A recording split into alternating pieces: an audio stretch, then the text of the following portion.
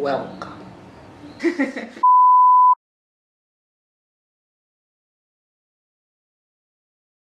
Another fail stories.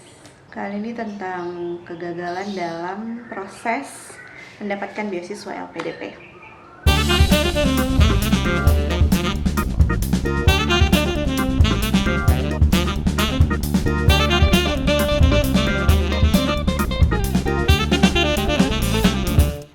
Jadi kan kalau gagal LPDP itu kita bisa meminta penjelasan dari pihak LPDP. Kita bikin semacam tiket, minta alasan kenapa kita gagal di saat itu. Yang kita dapatkan itu adalah berupa email ke skor. Karena kan LPDP itu punya passing grade sendiri. Beda jalur, itu beda passing grade-nya. Jalur reguler, faktanya yang kita lihat selama ini itu passing grade-nya yang paling tinggi dibanding jalur-jalur yang lain. Tapi kita nggak tahu juga kan passing grade-nya. Passing grade-nya berapa itu kita minta dari LPDP-nya gitu. Keluar skor kita berapa, passing grade-nya berapa. Nah, alasannya biasanya juga karena bisa jadi tidak melewati passing grade dan tidak direkomendasikan oleh interviewer. Dan ada kasus, yang kasusnya jarang sih ini biasanya, passing grade-nya lolos, melewati passing grade, tapi dia tidak direkomendasikan oleh interviewer. Hasil akhirnya dia tetap nggak lolos. Jadi rekomendasi dari interviewer itu kayaknya udah syarat mutlak sih harusnya. Tidak pernah dijelaskan, itu hanya pihak interviewer dan pihak LPDP yang tahu. Itu kan tantangannya berat di sana. Dan setiap tahun itu selalu beda-beda passing grade-nya, nggak pernah sama gitu. Dan kita nggak tahu. Dan kita nggak dikasih tahu. Jadi ya kayak give the best aja. Jadinya kayak kita tuh nggak saingan gitu. Ya berkompetisinya itu berkompetisi untuk mengalahkan diri sendiri sih. Kalau kata orang-orang. Kegagalan dalam proses beasiswa LPDP. Makin kesini tuh ngerasa nggak sih semakin banyak yang nggak cuman sekali tembus langsung masuk gitu. Semakin kesini ya mungkin ya semakin LPDP kan semakin dikenal masyarakat, peminatnya semakin banyak, seleksinya semakin diperketat. Setiap tahunnya LPDP kan pasti membenahi diri untuk lebih bisa menyaring lagi individu-individu dengan kualitas yang lebih baik lagi kan. Nah, menurut aku sih itu alasan kenapa semakin kesini kita semakin melihat mencoba untuk ikut seleksi itu banyak yang gagal. Ya pasti selalu ada yang gagal lah. Iya, pasti selalu ada yang gagal. Cuma tapi kayak mungkin ada juga yang langsung keterima. Ada yang langsung keterima ada. Cuma kayak semakin kesini tuh kayak semakin nggak lulus LPDP nih. Nah itu tuh kayak semakin wajar dan normal gitu. Emang sebelumnya nggak normal. Baru sekali nggak lulus nggak apa-apa, coba lagi. Nah itu tuh semakin normal sekarang ini semakin normal gitu. Ya karena semakin susah itu sih semakin selektif ya. Kalau kayak misalnya dari personal experience kita, jujur kita mulai ikut tes LPDP itu dari tahun 2018. Itu kamu ya 2018? Aku 2017 ada nyoba kan. Oh iya. Cuman belum serius gitu. Masih kerja, tapi mau coba-coba aja. Jurusannya juga kayak cuman riset sedikit aja langsung pilih gitu. Jadi percobaan pertama itu murni sih pengen coba-coba ya kayaknya. Waktu itu. Kamu 2017, aku 2018. Nah kita itu kayak masih niat untuk sekolah lagi itu emang udah ada dari dulu gitu. Cuma untuk memulainya itu, nah ya udahlah kita coba cari beasiswa yuk. Beasiswa apa? Ada nih LPDP gitu. Ya udah dari situ kita mencoba pertama kali. Dimana 2017 kamu belum dapat kampus, aku di 2018 pun juga apply tanpa acceptance letter dari kampus manapun. Terus gimana prosesnya di 2017 waktu itu? Waktu itu ada tes berbasis komputer kalau nggak salah. Setelah Cuman administrasi? setelah administrasi ya tes berbasis komputer, terus dikerjakannya di rumah. Ada seharian, dikasih waktu 1 hari full gitu. Nggak ditentuin jamnya berapa gitu ya waktu itu? Kayaknya hari aja deh. Hari. Waktu itu. Terus ya itu karena belum serius, masih sibuk-sibuk kerja juga, akhirnya nunda-nunda ngisi itu. Habis pulang kerja ketiduran karena nunda-nunda ngisi itu. Terus bangun-bangun udah jam 11:30, sisa waktu 30 menit. Jam 12 malam ya terakhir ya? Iya. Akhirnya udah ngisi sebisanya. Ya agak lulus di sini. Nah, di 2017 itu pertama kalinya LPDP ada tes itu kan, tes berbasis komputer itu. Iya, dan masih dikerjainnya di rumah. Iya, dan itu pun juga cuma tipe soalnya itu cuma psikotes gitu kan? Ya, cuma semacam psikotes, Semacam bukan psikotes. menguji kemampuan nalar gitu, bukan. Kemampuan nalar bahasa dan matematika. Iya, bukan menguji Bukan. kemampuan waktu itu ya, yang 2017. Iya, itu kayaknya ini ya, kayak masih LPDP-nya juga masih percobaan gitu kan, masih mencari sistem seleksi berbasis komputer yang seperti apa gitu. Terus akhirnya kamu nggak lolos ya, karena Belum serius. belum serius dan kehabisan waktu itu. Kalau dari administrasi, kayaknya nggak banyak berubah ya LPDP dari tahun ke tahun. Dari 2017 itu masih pakai ini kan, Mirip-mirip. mensyaratkan yang harus ada itu tes kemampuan bahasa Inggris gitu kan, yang luar negeri IELTS atau TOEFL gitu. Masih standarnya masih, kalau master luar negeri 6,5 dulu itu. LPDP. Masih dari 6,5 dari dulu deh. 6 atau 6 Untuk LPDP. Mungkin 6 atau 6,5, antara 6 atau 6,5. 6,5. Berarti itu nggak berubah ya dari dulu. Next, 2018. 2018 mulai agak serius. Itu dari waktu itu universitasnya belum yakin, kayak udah mulai research banyak. Udah mulai muncul keinginan fokus di learning and development, jadi soal belajar, soal karirnya di bagian training, pengembangan sumber daya manusia, learning and development gitu. Tapi secara universitas sama jurusannya yang belum yakin, yang belum tahu. Tapi LPDP-nya udah mulai makin serius. Di 2018 sampai tahap interview. Dan tesnya udah tes yang itu, menguji kemampuan nalar itu. SBK itu iya, ya. Budi duduk di sebelah Banu di sebelah Budi. Kayak gitu-gitulah. Iya gitu. Soalnya kita kan sama-sama ikut kan. Dan tahun 2018 itu tahun aku pertama kali ikut tes juga LPDP. Udah diinformasikan dari website LPDP-nya akan ada tes seperti itu. Akhirnya kita persiapannya beli buku tes CPNS.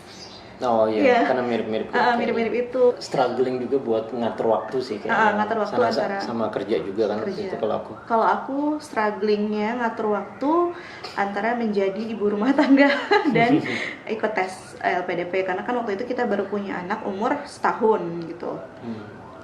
Karena kalau di Jakarta sambil kerja, transportnya aja juga nggak makan waktu. Udah ini ya, effort juga udah makan waktu.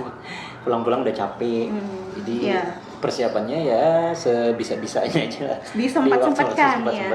Kita benar-benar persiapannya itu adalah menyempatkan waktu di sela-sela kegiatan sehari-hari. Nah, kalau administrasi, aku waktu itu tes IELTS dulu kan. Tes IELTS dulu, niatnya sekali coba langsung lolos gitu. Itu aku tes H-2 minggu. H-2 minggu aku belajar sendiri di rumah.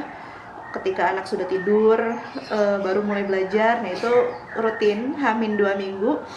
Karena udah diniatin dari awal sih, kayak harus sekali lolos dapat skor yang diinginkan. Karena itu kan lumayan spicy kan harganya. Sekali tes IELTS-nya. Jadi kayak nggak mau ngulang lagi. Nah di situ sih lumayan serius sih, 2 minggu intensif sendiri di rumah. akhirnya alhamdulillah langsung dapat skor IELTS sesuai dengan yang dipersyaratkan LPDP. Lalu kita sama-sama lolos administrasi. Lalu pas di tes SBK-nya itu tadi kita hamin seminggu SBK, kita beli buku tes CPNS, baru belajar. Kalau aku sih H-2 hari. Ya. Kamu belajar nggak? H-1 atau H-2? Mirip-mirip ya. Dulu belum ada tuh grup-grup yang kayak di Telegram gitu, yang supporting group yang sama-sama bahas soal dari buku. Itu kan belum ada kan, itu baru Belum pertama ya? kali. Ya itu kita batch pertama ada tes itu gitu. Oh iya. Tes SBK di suatu tempat. Akhirnya ketahuan langsung di hari itu dari skor. Langsung keluar gitu kan, persis sih kayak CPNS, langsung keluar skornya berapa gitu kan. Waktu itu aku masih inget banget skor aku 215. Kamu berapa? Gak tahu, gak ingat. Mas kok bisa ingat sih? Aku masih ingat banget, soalnya paling tinggi itu skornya 300 gitu. Oh. Karena kan ada 60 soal, paling tinggi skornya 300. Aku gak inget. Aku tuh 215, dan aku tuh masih kayak masuk ranking 20 teratas di batch aku waktu itu ya. Oh, aku kayaknya average person aja nih kayaknya waktu itu. Jadi gak inget. Nah itu menurut aku sih kayak aku kayak wah alhamdulillah banget. Akhirnya kita lulus ya, sama-sama lulus berdua. Lanjutlah ke tes substansi alias tes wawancara. Dan waktu itu ada yang namanya tes LGD, Leaderless Group Discussion. Gimana waktu itu kamu wawancara? Coba LGD dulu. Waktu itu aku topiknya soal ya kayak ya positif negatifnya, kayaknya sebagai orang yang support dan yang oppose deh. Tapi sekarang udah gak ada lagi ya kayaknya itu LGD. Nah ya alhamdulillah ya, sekarang tuh udah gak ada lagi. Itu kayaknya tahun terakhir ada LGD deh. 2019 tuh udah gak ada lagi. Nah di situ yang aku miss banget, kayak aku tuh nggak tahu poin LGD, tes LGD itu apa sebenarnya, kayak apa sih sebenarnya yang dinilai dari LGD. Sampai sekarang aku nggak tahu apa yang dinilai. Mungkin kalau ada yang jadi psikolog tahu penilaiannya apa LGD. Karena aku clueless banget masalah LGD, skor LGD aku itu rendah, di situ rendah banget karena aku clueless, nggak tahu apa sebenarnya yang mesti kita lakukan untuk tes LGD gitu. Kalau aku 160. Kamu berapa? Aku itu 127. 127. Rendah sih. Mungkin karena waktu itu aku kalau dengar cerita kamu kan, kalau aku nggak terlalu harmonius banget itu grupnya. Jadi kalau misalnya ada yang nggak setuju ya disampaikan, cuman gimana cara nyampein ketidaksetujuan itu dengan respectfully gitu. Jadi penuh gimana sih kita nyampein sesuatu yang kita gak setuju pendapat orang. Nah, aku lakuin itu tuh. Aku gak setuju itu, aku sampein gitu. Tapi gimana supaya itu gak menyakitkan hati orang gitu. Nah, kalau kamu kan katanya setuju semua tuh. Grupnya lempeng-lempeng aja. Lempeng-lempeng aja. Gak dinamis emang ya, mungkin gak itu sih dinamikanya. Tapi ya toh sekarang udah gak ada lagi. Iya, toh sekarang udah gak ada lagi. Don't worry. Oke, mungkin suatu saat ada lagi ya. Bisa dipersiapkan dengan lebih baik lagi. Wawancara, gimana wawancara kamu? Wawancara aku, interviewnya baik-baik aja, baik-baik. Cuman kayaknya sih gak lulusnya di pertanyaan terkait dengan keluarga waktu itu. Keluarga dalam hal kesiapan membawa keluarga. Jadi waktu itu jawabannya lebih ke arah gimana nanti istri anak gitu kan. Nah waktu itu jawabannya masih optimis. Itu genuine sih, maksudnya sincere gitu. Emang optimis aja, bisalah saya akan bawa gitu. Jadi tapi gak ada bukti. gak ada bukti sama rencana jelas mau gimananya, sekolahnya gimana, udah riset belum terkait dengan sekolahnya di sana nanti gitu. Nah dengar sih dari temen yang di LPDP, kemungkinan kalau misalnya ada pertanyaan terkait keluarga itu karena ya LPDP gak mau awardee-nya nanti kuliah habis itu karena masalah keluarga, karena masalah keluarga jadi gak lulus kuliahnya atau terbengkalai gitu. Niatnya baik sih, ya. Ya, jadi waktu itu optimis aja, cuman nggak jelas mungkin plannya, rencananya tuh apa sebenarnya. Kampus apa kampus yang waktu itu? Kampusnya cuman boleh pilih satu waktu itu. Cuman boleh satu ya waktu itu ya? Ya, saya katakan cuman boleh satu. Terus aku masukin, belum dapat juga kampusnya waktu itu. Waktu itu Stanford LDT, Learning Design Technology. Yang ya waktu itu juga belum cari-cari banyak alternatif lain sih. Yang ternyata belakangan setelah di riset lagi itu lebih ke orang-orang yang fokus kayak ke desainnya yang udah biasanya kalau lihat dari studentnya udah punya pengalaman user experience design gitu. Jadi lebih ke desain. Tapi waktu itu kamu gimana menilai wawancara sebelum ada hasilnya, kayak optimis nggak? Karena masih netral sih, karena waktu itu belum pernah sampai di tahap wawancara kan, baru pertama kali itu. Jadi kayak nggak tahu. Sama persis. Tahu hasilnya apa. Kalau aku justru malah aku yakin aku bakal aku bakal diterima nih gitu, bakal tinggi untuk diterima. Tapi ternyata aku nggak lulus. Kenapa gitu? Kenapa bisa yakin? Ya karena proses interviewnya tuh lancar banget, smooth aja. Interviewernya baik banget sama aku. Terus aku juga yang kayak lebih sharing, kayak nggak kayak interview sih, kayak cerita gitu. Terus interviewernya juga kayak ngasih saran, ngasih masukan buat aku yang membangun gitu. Jadi aku ngerasa kayak lancar aja gitu. Kalau LGD kamu kayak aku, lulus gak? Nah, akhirnya 160. pas aku lihat skornya ya, passing grade-nya itu kan 2 penilaian dong berarti di sini di tahun ini, LGD dan wawancara gitu. Ini aku kasusnya wawancara juga sama ya kayak kamu, belum ada acceptance letter dari kampus manapun. Jadi kita sama-sama belum memegang acceptance letter. Nah waktu itu aku milih kampusnya itu masih UCL di UK dengan jurusan Clinical and Public Health Nutrition. Karena apa? Nah itu alasannya balik lagi, waktu itu aku masih lebih cenderung ingin sekolah lagi yang berkaitan dengan dunia kesehatan, yang masih ada di dunia kesehatan. Cuma aku belum tahu mau lebih spesifiknya itu mau ke arah mana. Kebetulan ada teman dekat aku yang ngambil S2 juga di bidang gizi. Nah akhirnya aku juga tertarik di bidang itu. Plus waktu itu kan kita lagi marak-maraknya isu stunting kan di Indonesia. Nah aku tertarik sama stunting itu. Balik lagi ke waktu pengumuman.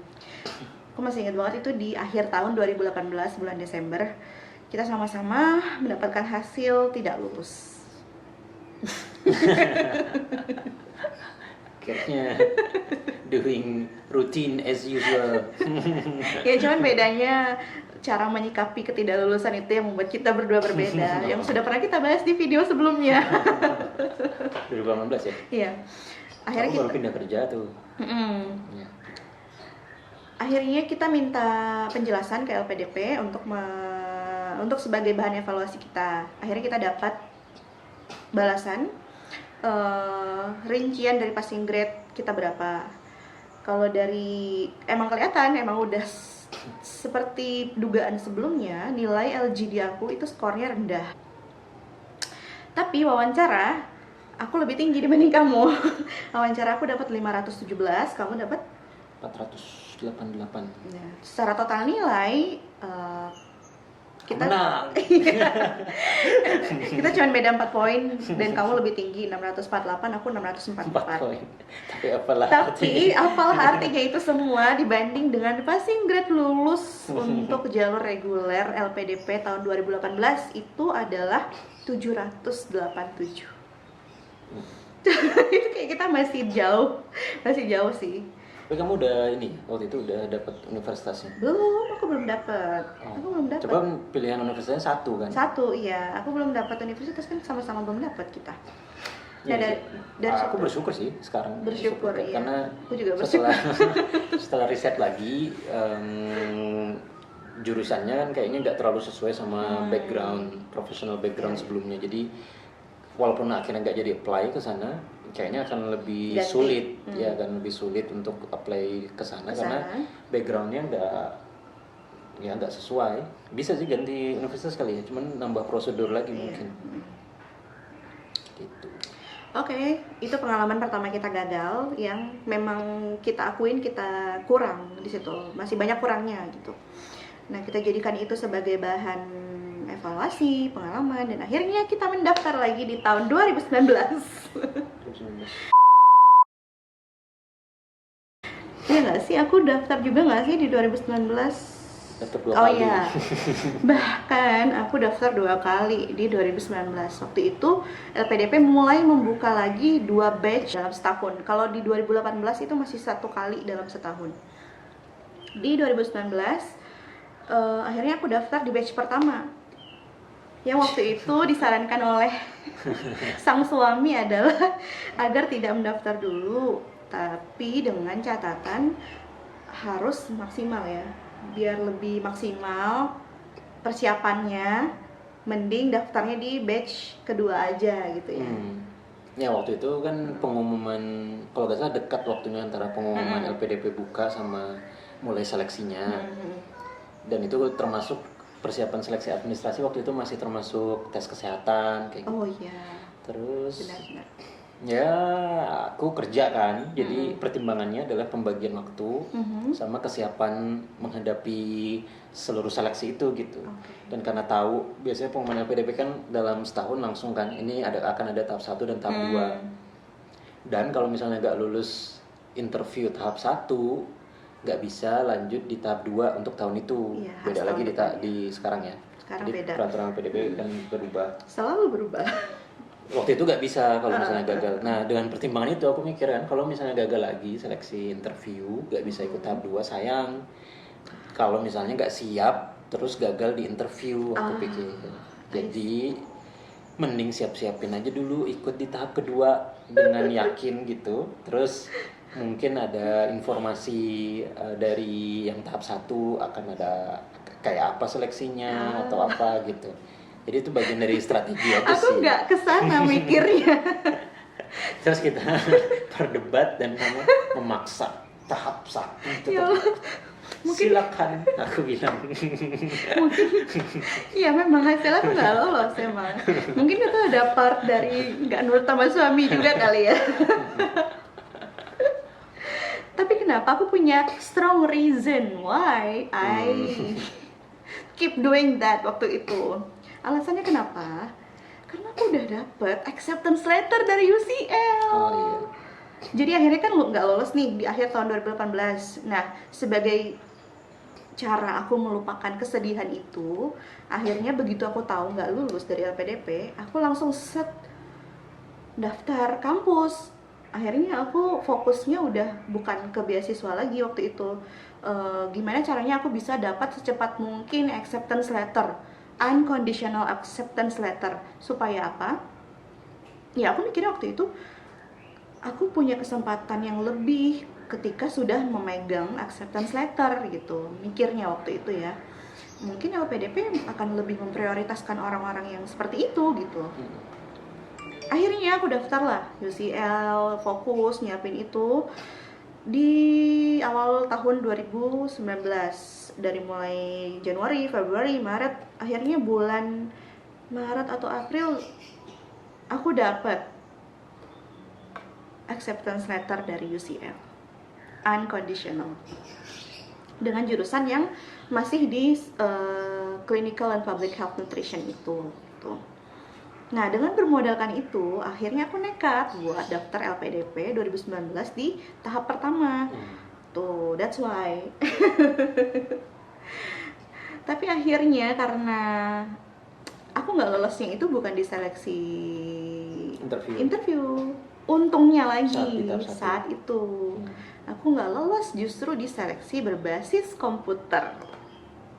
Kenapa? Karena aku bermodalkan pengalaman tahun lalu waktu itu dengan mikirnya dengan cukuplah H-2 belajarnya gitu. Jadi aku tetap belajar, cuma nggak yang nggak yang terlalu ngoyo gitu belajarnya. Jadi kayak tahun lalu H-2 aku lolos, nah gitu mikirnya. Overconfidence di sini sih, overconfidence. Nah itulah yang bikin aku nggak lulus ketika tes SBK itu. Ternyata LPDP menaikkan tingkat kesulitan soalnya, bener-bener lumayan agak jauh berbeda sih dibanding tahun lalu. Ada banyak istilah-istilah yang aku nggak paham itu apa, yang mengakibatkan aku nggak bisa jawab soalnya. Akhirnya skor aku nggak mencukupi passing grade. Akhirnya aku nggak lolos di situ. Tapi karena nggak lulus di seleksi itu, jadi bisa ikut tahap 2. Itu karena nggak lolosnya masih di seleksi berbasis komputer, aku masih bisa akhirnya ikut di seleksi tahap selanjutnya, yaitu tahap kedua yang kita sama-sama lagi mencoba. Akhirnya kita sama-sama coba lagi. Dan aku curi-curi dengar apa yang kamu hadapi Iya, di seleksi itu. akhirnya aku bilang kan, aduh ini kita SBK-nya harus benar-benar belajar, ini susah banget nih soalnya, makin kesini tuh makin susah. Akhirnya kita benar-benar belajar sih, benar-benar belajar. Sumbernya Sehari sebelum 2 hari sebelum. Sumbernya nggak cuma dari buku yang itu ya, ada banyak sumber lah. Kita udah mulai membentuk supporting group kan, grup WA, grup Telegram, semuanya itu udah ada waktu itu. Akhirnya kita sama-sama saling bahas-bahas soal gitu. Akhirnya kita lulus ya, waktu itu lulus sampai di tahap berbasis komputer dengan nilai yang alhamdulillah passing grade-nya lumayan lah, di atas sedikit gitu. Waktu itu masih ingat banget tuh, aku lagi hamil anak kedua, usia kandungannya itu 8 bulan. Jadi dengan perut besar datang ke tempat tes gitu, semua itu kayak ngeliatin pada heran gitu, ngapain ibu hamil gede ikut PDP. Ya di situ sih perjuangannya waktu itu. Terus ke seleksi wawancara di sini nih, tahun ini yang benar-benar Pas interview udah lahir. Nah, udah lahir, itu aku dapat jadwal interview 2 minggu setelah melahirkan. 2 minggu setelah melahirkan di suatu tempat, masih offline semua, ini belum pandemi. Jadi kita datang ke tempat itu, kita interview. Nah, disitulah aku mengalami proses interview yang sangat-sangat challenging. Challenging banget. Aku masih optimis waktu itu. Kenapa? Karena aku masih udah dapat kan ini, aku udah dapat acceptance letter dari UCL. Aku lumayan confident dengan itu gitu. Nah, cuma benar-benar sangat menelisik, sangat pertanyaannya itu benar-benar sangat menguji gitu. Pertama dari segi jurusan. Background aku itu kan farmasi ya. Farmasi itu nggak linear sama jurusan gizi ini gitu. Benar-benar men-challenge aku pindah haluan gitu. Nah di situ sih aku agak emosi, kemakan emosi di situ. kayak ya what's wrong with tidak linearitasan itu, what's wrong gitu kan. Nah di situ sih kita kayak sampai aku menjelaskan, cuman si interviewernya tuh nggak nangkep apa yang aku jelasin gitu. Jadi kita sama-sama saling nggak searah gitu, nggak sepemahaman, dan akunya juga nggak yang emotionally nggak terlalu stabil saat itu. Nah itu sih yang membuat aku down. Yang membuat aku down lainnya, yang membuat aku sangat-sangat messed up di hari itu adalah pertanyaan mengenai keluarga. Sulit sih, karena apalagi sebagai wanita yang sudah bersuami, sudah punya anak, memutuskan untuk sekolah lagi di luar negeri pula. Nah itu pertanyaannya benar-benar menguji kesiapan gitu. Sejauh mana sih kita udah yakin sama rencana kita ini gitu.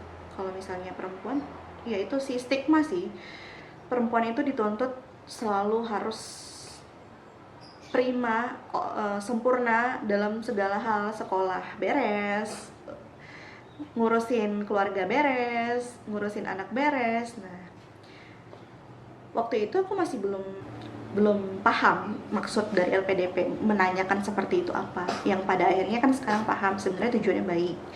Sebenarnya LPDP nggak mau nantinya awardee-nya nggak bisa membagi waktu dengan baik, yang menyebabkan akhirnya kuliahnya terbengkalai. Nah, pada saat itu aku kembali lagi karena udah down duluan di saat itu, pertanyaan mengenai keluarga itu pun gak maksimal aku jawab dengan baik. Akhirnya apa? Akhirnya aku memang pertama skornya tidak mencukupi. Yang kedua, aku tidak direkomendasikan oleh interviewer. Jadi walaupun aku waktu itu saat itu passing grade aku pun lulus, mencukupi untuk lulus, aku tetap nggak akan lulus karena tidak direkomendasikan. Mungkin interviewernya ngerasa aku belum siap di saat itu karena masih punya anak kecil, masih nggak jelas mengenai keseriusan memilih jurusan itu gitu, belum jelas mengenai bagaimana aku bisa mengatur waktu ketika aku seandainya lulus. Kamu gimana? Waktu itu aku udah yakin sih kayaknya enggak deh, nggak akan lulus ini. Aku keluar ruangan itu kayak ini enggak sih, bad, very bad aku bilang. Aku pikir optimis. Ya, aku nggak optimis waktu itu kayak.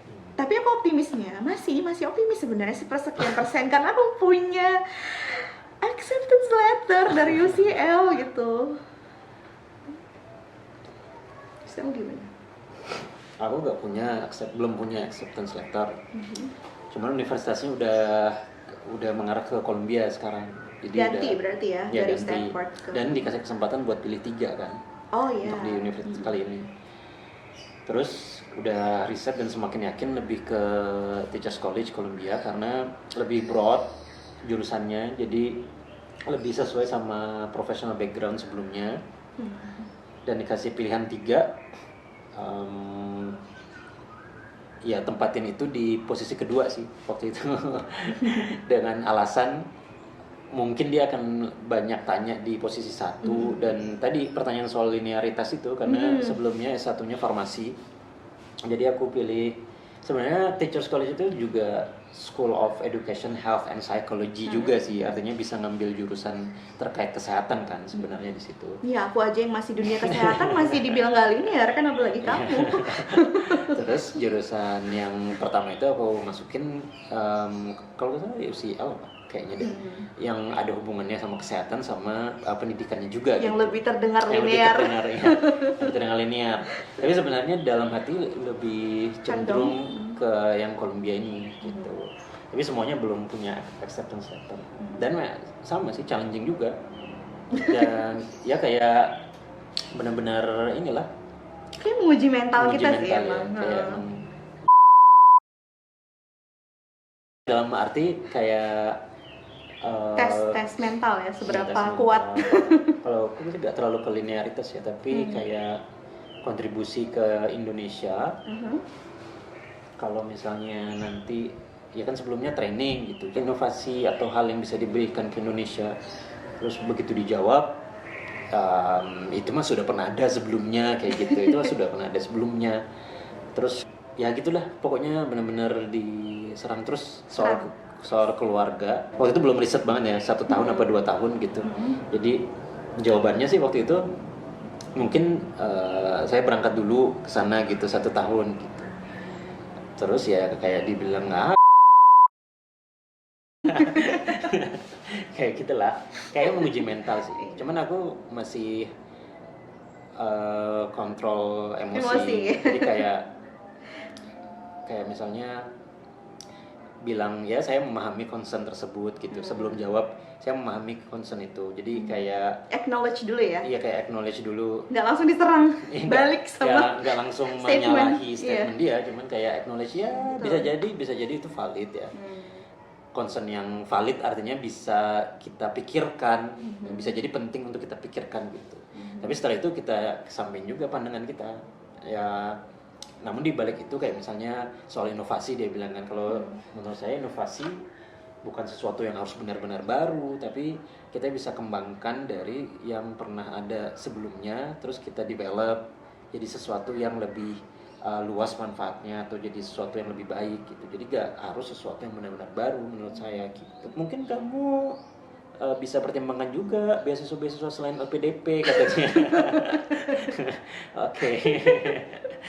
Nah di situ kayak lulus kayaknya sih nggak tahu. Jadi ya waktu itu sih ada pikiran bisa jadi gak lulus, kayaknya gak lulus sih, karena terakhirnya ada penutupannya kayak gitu. Udah disaranin beasiswa lain. Kamu bisa pikir beasiswa yang lain juga. Oke, terima kasih banyak. But surprisingly, Lulus. di situ membuktikan bahwa mempunyai acceptance letter dari kampus belum tentu menjamin kelulusan. Contohnya aku yang udah punya itu nggak lulus, dan kamu yang belum punya itu bisa lulus gitu. Jadi nggak menjamin. Jadi sebaiknya kalau misalnya ada yang nanya nih, sebenarnya ngejar acceptance letter dulu atau ngejar beasiswa dulu sih baiknya?